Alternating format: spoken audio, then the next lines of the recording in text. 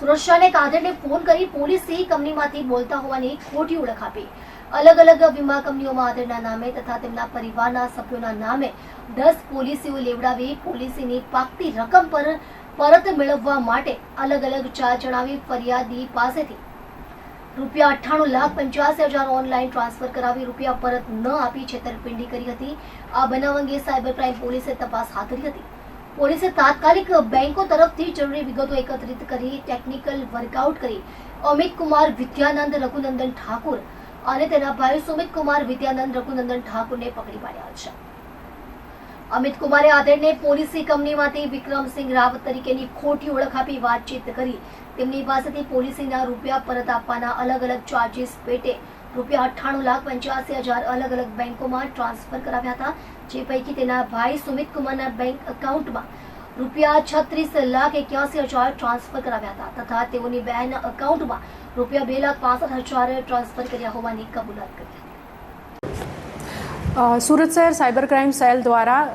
ગત માસમાં એક ફરિયાદ દાખલ કરવામાં આવેલ હતી, FIR નંબર 15, જેની અંદર સુરતના એક સિનિયર સિટીઝન સાથે પોલિસી ફ્રોડ થયેલ હતું, જેમાં મુખ્યત્વે એમને જે પોલિસી જૂની હતી અને તેમણે ભરવાની બંધ કરી દીધી હતી એ પોલિસીઓ ફરી ચાલુ કરવા માટે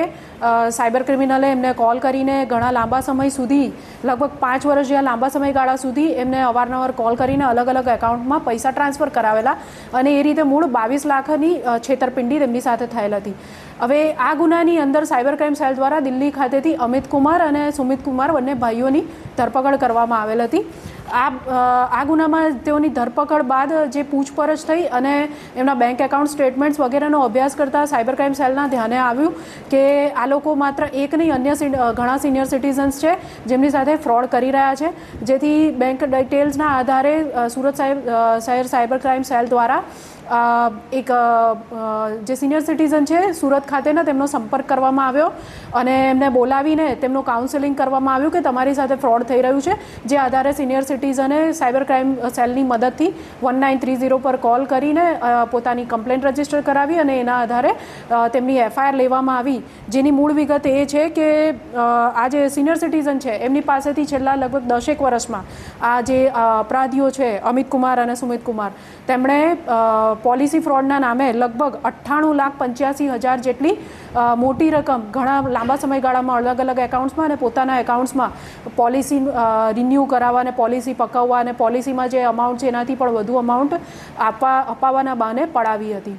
હાલ બંને જણ જે અગાઉના ગુનામાં જ્યુડિશિયલ કસ્ટડીમાં હતા તેમાંથી એમના રિમાન્ડ વગેરે લઈને અટક કરવામાં આવી છે અને બીજો ક્યાં ક્યાં તેમનું ઇન્વોલ્વમેન્ટ છે વગેરે બાબતોની પૂછપરછ હાલ ચાલુ છે। કેટલા ગુના નોંધાયા છે? હાલ તપાસ કરતાં કોઈ ગુના નોંધાયેલા નથી, પણ સાયબર ક્રાઇમ સેલ દ્વારા આ ગુનો નોંધવામાં બીજો ગુનો અત્યારે જ નોંધવામાં આવેલો છે।